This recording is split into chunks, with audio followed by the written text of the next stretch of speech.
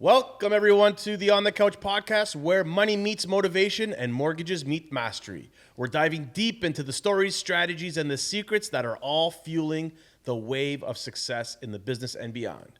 Whether you're here to level up your financial game, unlock your potential, or just get inspired, you're in the right place. If you're loving the vibe, don't forget to like, share, and comment below. Spread the word. Tag a friend who needs to hear this, and let us know what topics you want us to tackle next. Hit that subscribe button, turn on your notifications, and let's level up the game. Let's go have some fun in this episode. I am Johnny Soup, and we're here with Danny Cardozo. And we got a special guest today. Actually, this is a repeat guest. For the first time. Yeah, this is our first repeat. Thanks for having me back. What's your name? Joseph Pesce. I'm with River Rock Mortgage Investment Corporation. Yeah. So you went back home. I went back home. You went back home. Very nice. Business Development Manager for the GTA area. Business Development Manager. So what does that mean? So that means I help service and manage the broker channel. Anybody in the areas, either office or FISRA, registered within the GTA. We only work with brokers, so we don't work with the public. So if you're listening to this podcast and you're thinking of looking for a solution that we can help you with, you got to give our friends a call because they can only work with us directly. And what friends are those? Johnny and Danny. Hello. Yeah, so River Rock is a lender in our mortgage brokerage world. And you're the business development manager, so your job is to what? Drive traffic or get new business, get brokers to send you guys business? Yeah, so I work with origination, right? So go out there, bring business to the lender, do a lot of training, do a lot of hand-holding. I think what we've seen in the last 24 months is a lot of people kind of doing more private mortgages. For some of you who may not know, the regulators have now introduced a new license, so they want Which more. is this license? The level 2. Yeah, it's a level 2. Oh, the level 2, okay. Yeah, so the Mortgage level, license, yeah, okay. level Yep. 2 license. So you're working with, better professionals who understand the product, understand, they're more experienced. So, you're in good hands when receiving, obviously, a private mortgage. And why is that important? Like, why does that matter to the end consumer to work with somebody who is a level 2 mortgage agent? So, when they're looking at your financial profile, right? You don't have just somebody saying you need a private mortgage, right? They're putting you into a product that you may not need, right? They understand, with the income, your credit, your scenario. I could say that a mortgage agent level 1 might not have the experience of working with enough deals that sometimes they can't see a file fitting properly, and they'll be automatically, this needs to go to the private side. Where if you get, if they have to speak to a level 2 agent, maybe that level 2 agent might notice something and keep them with a proper institution before going to or moving them to the private side. Yeah, they'll exhaust all their resources before they go stick it with a private institute. But to go back to a level 1 agent, I think a lot of the times too, a level 1 agent might look at a file, it doesn't fit in the traditional A/B space, and then they'll let the client walk when it could have been used as a private deal. But because they're level 1, they don't have the experience, they don't know, or they're too timid to talk about that to have that conversation. I think that's where it could be missed as well. So it could be missed on both sides. Yep. You know what? The only thing is, and this is not against to anybody, but I think some level 1 agents, due to laziness, will just put a client in a private mortgage. As a lender, we speak with other lenders and we discuss files that come across our desk, and some files just are being sent over. Out of laziness, they don't want to do the work. It's easier. It is is, it not? yeah. It's It's I mean, easier. we can all say that, Yeah, for the c- most part, Well, moving a client to the private space is easy work. because it's equity based, Yeah. right? You're collecting less documents. You're moving the file a lot quicker. The client's problem is being solved on the spot. And what's big is the brokers get paid quicker. Yep. Yeah. So the downtime of from start to finish could happen within 2 weeks. Like, Yep. Yeah. So I mean, with our underwriters, when we adjudicate the file, when we look at it, I mean, if it makes sense and it could fit in that subprime bucket, we have that conversation with the agent. I mean, we're also looking after the client's needs as well, right? So I think that's the most important thing is looking after the client and how are you getting that? How do you get them out?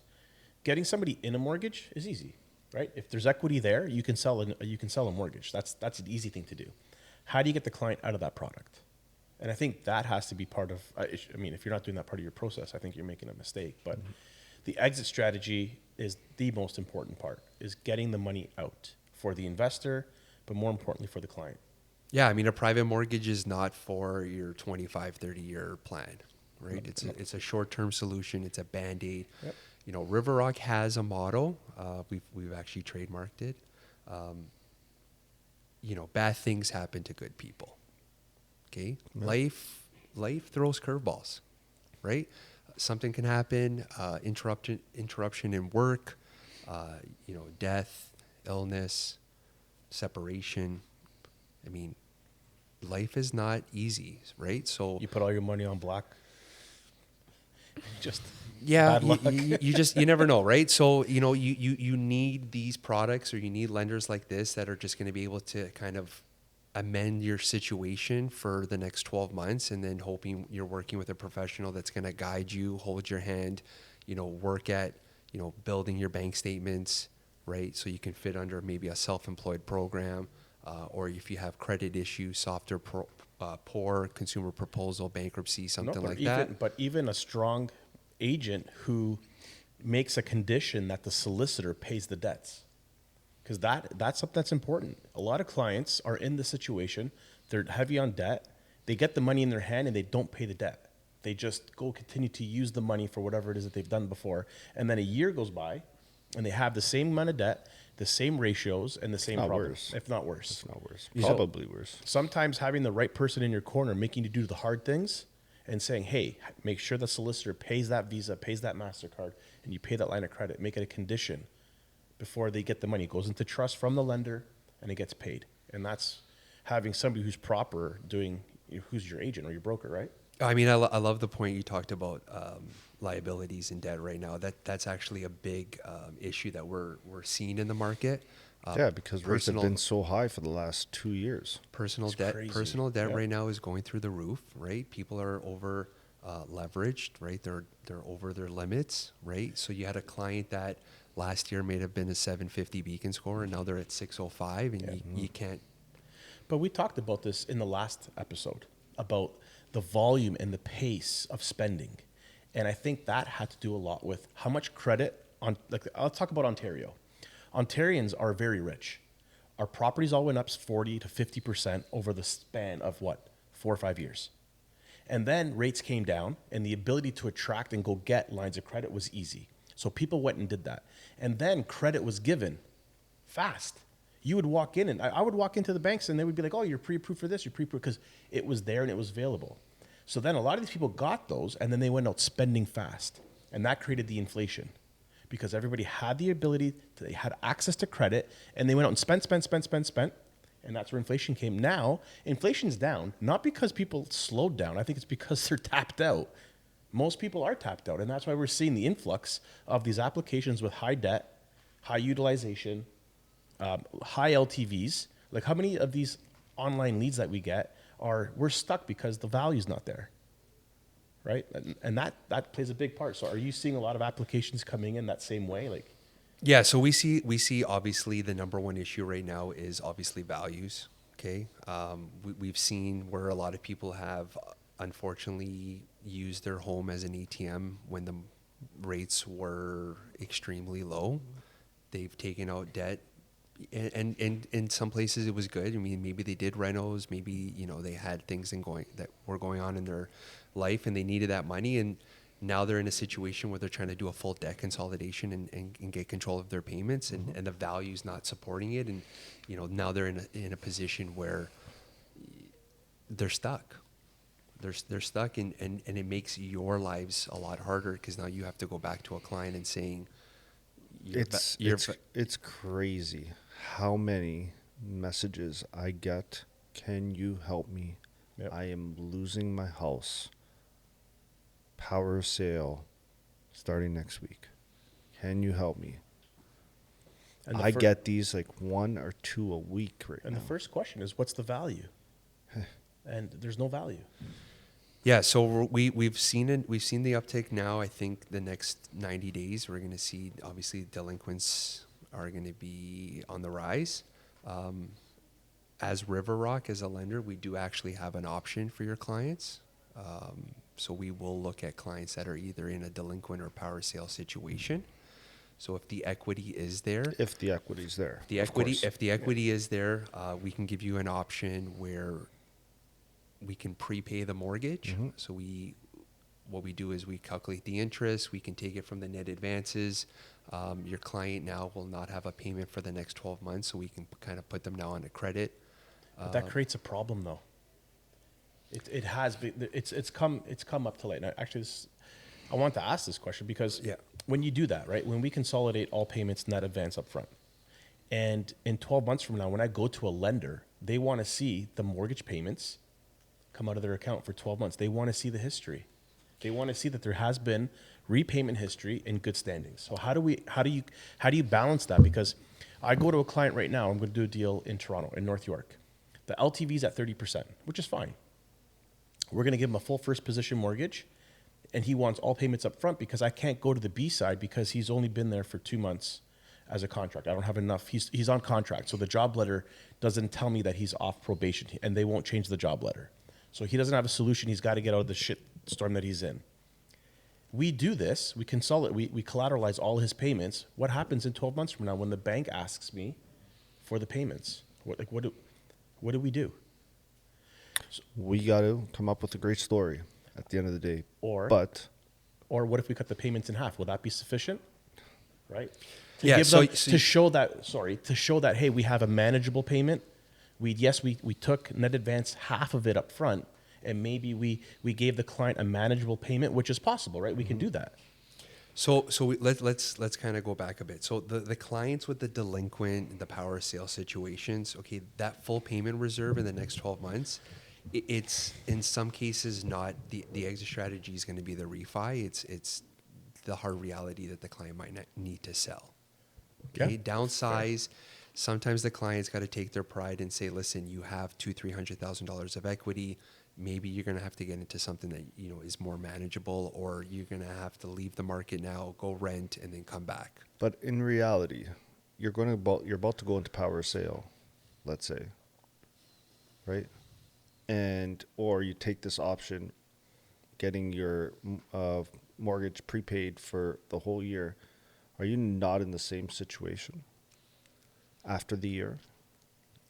So the whole thing is that when you take that prepayment option, you're going to be now in the next 3 months thinking about getting the house for sale, right? So the interest occurring on that other loan, right? You're not going to have to be dealing with that. You've kind of stopped the payments on that, so you're not eating as much in the equity.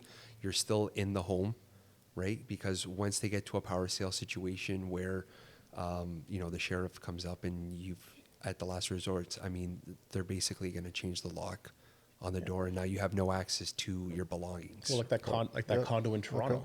Okay. We have a condo in Toronto. They were in power sale with Scotiabank. We got them out, got them a private for 6 months, all payments up front, but the condition is to sell. The house has to be on the market, and it is now on the market. Also need to realize that when you take that 1 year payment reserve, if you sell the property in 7 months, you are going to be getting interest back. Yep. Right? Yeah, it's not like the lender's taking the 12 months. They're just holding it. They're just holding it. That's it. They're just holding it, right? So it's an option. Your other scenario where you were talking about partial payments, right? So I have a conversation with brokers all the time where they're doing an equity takeout for a client, and they're saying, well, I just want to put some money in the client's bank account so that they're not borrowing more credit, or they have kind of a cushion. We can sit down and we can basically look at any sort of combination to make it affordable for your clients. So if you're taking out $100,000 as a buffer for your clients, but you want your client's payment to only be $2,500 a month, we can calculate it where we'll hold a partial interest holdback, and then their payment's $2,500. You still show a payment. Your client is still in a rhythm of making a mortgage payment. Exactly. Yep. And then, they can move forward. So going back to that one file at 33% or 35%, that would be a great solution where I would do a 6-month holdback, cut that payments by 50%. It's going to be very manageable for your client. You have that history. And then you show the history, and then you think the new lender will, because this is new, right? Like I've heard it from you, and I heard it from a couple others where they're asking for the history of the payments. Yep. So do you think that would be a solution? And maybe they're seeing payment history. It's been manageable payment histories. We didn't go and bury the guy in these big payments. Do you know why they're asking for history? They want to see that he's good in good standing, that he's making payments. Because their private mortgage isn't reporting, right? They're not reporting, yeah. Exactly. It's They're not not reporting. reporting. So they want to see either 3 months bank statements to show proof of good payment history, or you know what, some lenders might accept the closing adjustments from the lawyer showing that the interest was deducted from the net advance with a story, right? Like, why did they take this situation? Yeah, you got to have something that's compelling. Yeah, this is good stuff. Right, and that's how also River Rock in itself. So we also pay out other privates. So if your clients are in a private situation, we are seeing, lenders coming with high renewal fees. Maybe the interest rate is interest rates are dropping, but a private lender can set the interest rate at whatever rate they want. Right. So we provide a solution where we can pay out existing privates. We just ask for the 3 months bank statements to show proof of good payment history. And then your client's got the green light with us. It's amazing. Wow. Yeah, I like working with River Rock. They have been 100%. my go-to, especially when they take us to like golf tournaments and stuff like that. It's absolutely amazing. Like, fuck. Well, we're a path of least resistance, right? It's a true equity program, common sense, fully self-declared stated. But it's the speed. Yeah. Like when I talk to Susan, right, because she's our underwriter, and first of all, she's responsive. She calls me all the time. She wants the business. Like, she wants the business. She wants to find a solution. Sometimes we get, caught up in a tangle because of the value of the property. I think it's worth something because... And that's a lot now just because values of homes were a lot higher in 2022 Yep. compared to what they are now. So that issue comes up a lot now. But Joe was talking about that offline just recently too. Like, when you have an appraisal come in, it's subjective. Obviously, the appraiser is working with us. We want the highest value, and there's no hiding that. Everybody wants it. The client wants it. We work with the client. But you've got 14 sales in the area, and you're taking the top 3. But it's not really what they're looking at. They're looking at all 14, correct? Well, you're looking at an average, right? I mean, it's very subjective, right? There could be 12 properties of the same nature of your client's property, and you've only chosen 3 out of the 12, right? What the house looks like inside, square footage. I mean, there's a lot of factors that look at it. So, we just, as a private lender, we're taking on a different type of risk. So, values is at the end of the day most important for us. But for the end user, like, what are they supposed to? Because they're looking at the exact same thing. They're looking at the top 3 sales in the neighborhood.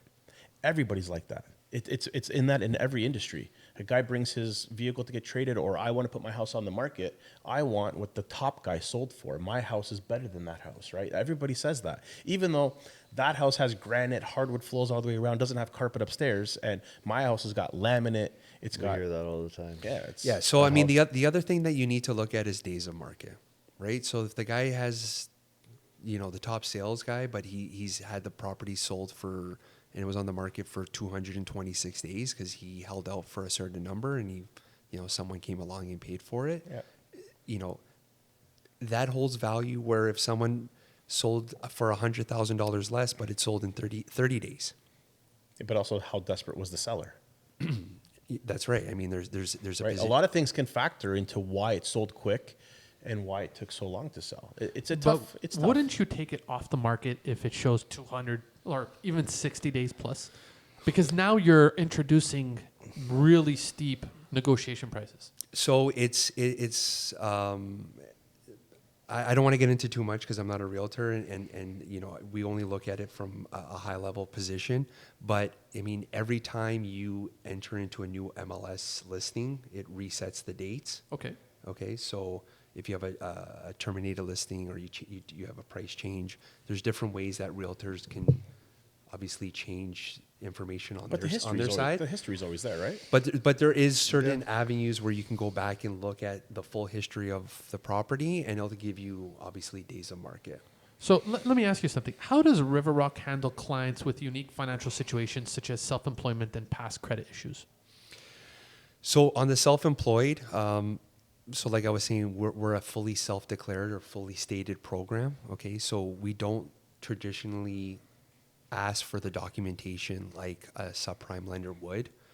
Okay, so we want you to state the income based on reason for the industry and what your client is advising you. Yeah, they trust what the broker's got to do their work and due diligence and risk mitigation on our end before we hand the file to them. Right. So you've already taken the paperwork. You've Yep. exhausted all the other avenues, right? So you've compelled and you've done your data research on that, and then you're going to be sending over, obviously what you have. I might butcher this word, but we have a fiduciary. How do you say it?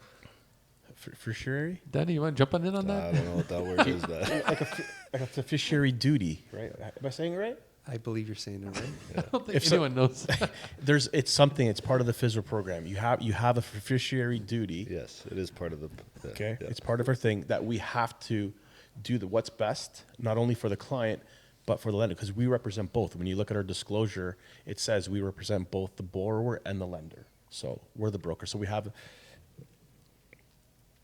Oh, fun, cool enough. So while Johnny is doing that, So let's talk Fiduciary about duty. poor credit. Okay, so poor Thank you. credit. It's called fiduciary duty. Is a legal obligation to act in the best interest of another party. you got that, Danny? Fiduciary. Got that, Danny? Fiduciary. Yes, I got that. So as you were saying, poor credit. What do we do? So poor credit. We obviously need a story. Okay. With us, when you're getting into the private mortgage space, we don't have a credit score minimum. Okay, we look at everything from damaged credit, poor credit, previous bankruptcies, proposals, anything that's going to obviously, bring down your client's credit score. We do have different options for clients that have great credit score, lower credit score. If a client's in a consumer proposal, we have options where we can postpone that consumer proposal, so you don't have to pay that out. We can talk about that in some depth. When a client takes a consumer proposal, they've now agreed that they've settled with the creditors at a certain dollar amount, but with 0% interest. Okay, we don't want your clients to pay interest on top of interest. Okay, Makes so sense, we yeah. have an option where we can do that, and then obviously you guys are going to be working with your clients to build their credit, to get them into that next step. That's So- the key. Are there any current promotions or programs that could benefit someone throughout the mortgage application process? So, like, is there like some sort of a special offer that you offer, a program, something for mortgage applicants? So we offer first and second mortgages. Okay. Okay, so that's us. We do strictly just residential. When it comes to promos, I mean, we are now getting more aggressive in the refi space at 80% loan to value.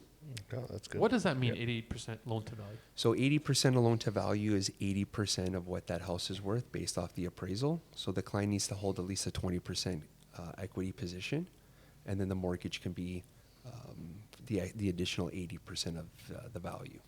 This is a question for all of you guys. Sometimes the appraisal comes in way lower than what the market value is.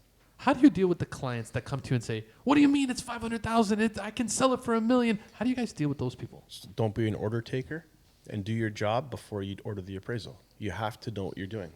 You have to know this. You have to know what the appraiser's going to look at, what the market says, and what the house truly valued is at. You can't just say, "Okay, Mr. Client, what's your house worth? It's worth 1.2 million." Great, and you don't go check. Yeah, you have to do some. You have sort to of do some sort of research. If you're prior not, to sending out that appraisal. yeah, But usually the appraisal is 30% less of what the market value is, right? not true. Not true? No. Not true.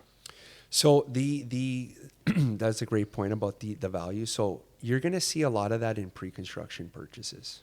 Okay, unfortunately, clients who have purchased in 2021, 2022, that was the height of the market. Kind of give you an example, condos were probably purchased at $1,600 a square foot. Yeah, you'll see this more in condos than you will in. $1,600. $1,600 a square foot. Today it's trading at 11. Yeah, a lot of people think they're like, oh, when you ask for a bank appraisal, it's not what the selling appraisal is. There's a lot. I've heard that from many people over the years. It's not true. If you order an appraisal, it's what the retail price is worth today. That's what it's based on. It's not based on, well, you're asking for a refinance, so the house is worth $1 million, but because the bank is asking for it, they're only going to value the house at $800,000, and they're going to give you 80% of that. That's not how it works. It's what is this house marketable at? What can it sell at? That's what the bank wants to know. What can I sell this house at? But the only way that you get an updated version of what the appraisal is you have to do it, right? Because when my father went in to increase his line of credit, they said, well, let's see what your house is appraised at. And it said something like 600,000, but my father's house now is 1.4. So I'm wondering, do you have to do the updates of the appraisal? Like, who's responsible for that? So the bank will send somebody out to do the appraisal, or the broker orders the appraisal on behalf of the bank. Oh, But that's what happens. But when it comes to lines of credit, sometimes maybe the terminology that was said is what's misinterpreted, because lines of credit only allow you to access a certain percentage of the house's value. You can't go get 80% on a line of credit. It just doesn't work. They'll only give you a maximum of 65% on lines of credit. So maybe 600,000 is what he was given based on the 1.4 evaluation on a line of credit, like along those lines, or something. Like if the house is worth $1 million, the maximum line of credit they're going to get is 650,000 for simple numbers. very simple. Okay, Yep. That's the max. Okay, so I got one more question for you, man. Go ahead. What is the typical timeline for the mortgage approval process through River Rock? So if you have an application that you submit to us, we can adjudicate a file in under 4 hours. Wow. Yeah, so it's quite quick on our end. I mean, if you are, once again, an experienced mortgage broker, you've given us... I was just going to say, we've done it many, many Yeah, times. We so- got a commitment within the hour, 2 hours. Yeah, so if you're very detailed on your notes, Yep. right, give us the full story. Credit bureaus pulled within 30 days. We, as the BDM, we jump on the file with the underwriter. Any supporting documents, we get it over, and then we have a conversation between the underwriter and the broker, and then we can spit out that commitment ASAP. Yeah. If you have a quick close purchase, okay, this is what River Rock is also known for, is we can close files in 48 hours or less. Wow. Okay, so if you're working Can with... I have a comparison? Who is that? What would the traditional banks do? So I would say a traditional bank, I mean, ideally they want at least 30 days. Holy. Okay, that's a typical time frame. I mean, they want file to be complete usually 5 to 10 business days before funding. Wow.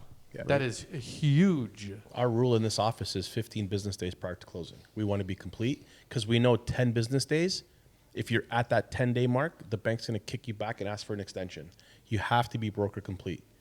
Yeah, so with us, 48 hours or less. So if you have a client that a deal that fell apart with an institution lender, usually the hiccup could have been maybe income. There could have been an issue with the property. There's, we're just using examples here. As long as we have that appraisal, that application submitted, and some supporting docs, we can get the instructions sent over to the lawyer and have the funds over there in 48 hours or less. It seems like both your companies are very customer oriented. Like your first and foremost point is, how can I make the process as smooth and easy as possible? In order for us to provide accurate information and to No, avoid any misunderstandings, we must review all documentation upfront. Because without that, I can't give you the answer. And without the documentation, I can't give you a smooth process. You'll get a partial answer. Yeah, and then you're going to get a partial deal, and you're going to get an extension, you're going to get upset, and you're going to get pissed at me, and the bank's going to hate me, and then the lender's going to hate me, and then the client's going to be upset. So we can't do, if you don't commit to sending me documents, we can't submit the deal. It's just how it works. Well, I think the most important thing is being honest with your mortgage broker. Yeah. Okay. Which is very few and far, right? I don't know why some people have trust Hard issues to with say that. that out loud, though. it's very interesting how people don't have trust issues with their They're financing. embarrassed of their finances, right? But Yeah. Everybody wants to hold something back. So I'll say it because it's just an industry term, or it's my term. It's not even industry. All buyers are liars. And it's not that I'm not saying that because they're lying. I'm saying that because they don't know. And because what they don't know, they hold it back. And when you ask for it, sometimes clients want to fumble or they want to be savvy. But the more information you give me, the more documentation you give me, the cheaper your mortgage will be. The less documentation you give me, the harder the process is going to be and the more expensive the mortgage is going to be. True? no, that's very correct. Yeah. That's correct. So we have this saying that all buyers, everybody wants to try to get a competitive edge. And buyers think that holding information back is the competitive edge. It's not. The more you reveal to us, the better your file will be. Danny, I want to reveal a number to you. Now, it just came to my head. I don't know why, but the number 818, does that ring a bell at all to you? That looks like it's from the bottle that's sitting right next to us. Now, 818. you know it's that time. Who wants to take the reins? Maybe, Danny, you want to jump in on that? And you want to talk about it? So we have a bottle of 818 Tequila Reposado. This is Kylie Jenner's, right? Yeah. Yeah. Kylie Jenner or Jelly Jenner's? Is it Kate Jenner or Kylie? Kendall. Kendall. Kendall Jenner. There it is. Oh, my So God. a little bit off there, but So now, how good can this celebrity tequila be? Probably amazing. I like this bottle. Yeah. I've bought this one for the house many times. It's aged in French and American oak barrels for a minimum of 2 months. Ripe roasted agave flavor with notes of caramel and vanilla. $71. $71 for Reposado is right down my alley. Is it though? Yeah, 100%. Because this doesn't have any $71. reputation to it. It's brand new. So can No, they price it's been it like around. that? It's been around for a little bit. Oh, you have tried it, Yeah, many times. and you would say that this is a sipping tequila or it's a mixing tequila. I use it for both. Ah, Well, you like your soda I love my with Reposado. yeah, have you ever tried this one, Johnny? No. So this is going to be interesting because Danny's saying he's done it both. You're more of a mixing blanco kind of guy. No, I this prefer. this blanco, isn't it? No, I prefer Reposado. Oh, Reposado. Yeah, but if it's a You want me to Blanco pour in it? front of me. Yeah, you pour it. Okay, let me pour. Cheers to River Rock. Cheers. Cheers to Joseph. Ernesto, Thank you. Thank you for coming out. thanks for the partnership. Yeah, you're very welcome. Come on, Johnny, come It's on. a Wednesday. No, it's So a Thursday. All right, so first initial takes. Now, Danny, we'll leave you to last because you already tried it. So how about we let our guest take the reins? But Johnny, you have to tell him exactly. Johnny, you okay? Johnny, you got to explain to our guest how this ranking works if you can get the words out. What the heck did I just drink? I taste like Poison? no, like Did you talk about I the can notes? taste the caramel, yeah, Yeah, I and taste- the vanilla. yeah. I taste them both in there. that's Because- but it's very 100%. very overpowering. Your face was not one of, this is delicious. No. So you did not like it. So how about we tell our guest how the ranking system works and let him talk about it. He's been on the show before, He forgot. so he knows. I need a refresher. So we rate the bottle of tequila based on appearance, taste, and price. Okay. Out of 1 to 10, 10 being the highest, and I'll let you go. Let me give me a second with this. Smell this. You can smell like pecan pie. Yeah, no, it smells great. First things first, the appearance. Talk to me about it. Out of 10. So I would give it maybe an 8.2. Okay. Well, we don't do points here. Point Not- two, but yeah, You don't 8 do- is good. You don't do points. Okay, so I'll do an 8 if we're doing even numbers. It's a nice looking bottle. Okay. Now, let's talk about flavor. So with the smell at first, it's very attractive. I think Okay. it's a very attractive tequila. I don't think the smell matches the taste though.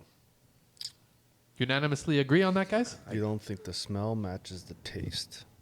Yeah, I mean, I can smell what I think is Vanilla and caramel. Yeah. The pecan pie, definitely you don't taste that part. No, you don't. Is it as overpowering as Johnny said it was? The smell, at least? The taste is very overpowering. I think the smell is So what are you giving it I think it's flavor-wise? smooth though. No, yeah, it's It doesn't definitely burn smooth. on the way down. No. No, but my tongue's on fire. Not bad. I can taste the vanilla and the caramel. Like, where's the tequila? I don't know. It's just So what are you giving it out of 10? For taste, I'd probably give it more closer to like a 7. Okay, fair. And of course, the price, we're sitting at $71. Once again, probably about. I mean, if we're doing even numbers, probably a 7. So overall, 7.5. Yeah, I would do 7.5. All right, Johnny, you're next because Danny has already tried this. So go ahead. yeah. So for the appearance, I mean, it is a nice bottle. I don't mind it. It looks pretty cool. I'm a fan of the bottle. I'll give it an 8.5 on the appearance. On the price, at $70 for this bottle, yeah, it's not bad. It's up there. So again, I'll give it an 8 on that. However, the taste, I don't know, man. I like it. no, Okay. I don't like the taste. It kind of Fair. gives me a little bit of, and I know it's tequila, but you know those like flavored whiskeys. yeah, exactly. It's It's too much. It's too sweet. It's too flavorful. Yeah, Too flavorful. Yeah. So Great. what are you giving it? 6.5. Whoa. Yeah. That dropped it to 7. 7 overall. Yeah. It's not my. Who is this again? What's their name? Kendall. Kendall Kendall Jenner. Yeah. Okay. I'm actually happy we brought this bottle because I haven't had this in a little while. I used to buy this quite a bit for the house, but I haven't had this bottle in a little while, and it brings back some. So you're actually up now. So let's talk about the appearance. What are you giving it out of 10? Yeah, I mean it's a nice, clean looking bottle. I'll give it a 7.5. Okay. Flavor wise, Flavor wise, I'm impressed by the Really? flavor. out of 10? 8 for sure. Okay. Without a doubt. It's $71. And $71 is a 9 for me. Wow. So you're 8.5 100%. overall. And you know what? I will be rebuying this bottle again. Whoa. So- Okay. So that's a rebuy. Now, is it a 2 new buys? No. There's 1,000 other bottles I'll buy before that. Like I don't know. just- I don't know if I'd be buying this one. Oh, okay. All right. Well, gentlemen, that's the tequila tasting. Maybe for it's today. just right now, but right now there's too much flavor happening in this little glass. Could it be that you had a Boston cream and a sweet and a? Yeah, it had nothing to do all with all that? those sugars you No, had no, no. prior to the show, huh? See, behind the scenes is where we have to have the camera on. you're giving that guy. You know that box of donuts got here yesterday at 3:00. It is 11:30 in the afternoon. That box is empty, and I don't know how many culprits touched it. Like I know Danny had one. Sounds like just one. I love donuts. If you want to know my way to my heart, buy me a donut, especially jelly filled. So, if people had to ask you which is your favorite donuts, where could they find you, Johnny? They could find me here at 12 Par Boulevard in Bolton. It's called Your Nesta Financial. Bring me any donut. It can be a Tim Hortons donut. It's fine, as long as it's jelly filled. You can find the podcast Woo! You can find the podcast on all streaming platforms: Spotify, YouTube, Instagram, TikTok. On the podcast, on the Couch Podcast 23. And Danny? Mortgages by Danny C. And then we got Joseph, Joe, where can they find you? Yeah, where can they find you? So you can find me on LinkedIn, Joseph Pesce. That's Instagram, River Rock Mick. You'll find our Instagram page. We do a bunch of TikToks out there. You guys can have a quick little laugh and see what we're all about there. Yeah, you if guys the are listeners wanted to learn more about River Rock, They'd have to talk to their broker. awesome. Yeah. So there you go. So call up Donnie. Call up Danny. What? Donnie. happening? Well, if you put Danny and Johnny, you get a Donnie. It's a call of Donnie. You can call the old Donnie, broies. This last episode's going to be crazy. So, I gentlemen, think we broke free. I think it's time to farewell and Thank you guys. And if you like the show, please comment down below. Share the show so we can grow. We appreciate every one of you guys. Thank you guys. Until next time, take care. See you later. Peace. Later. Yes.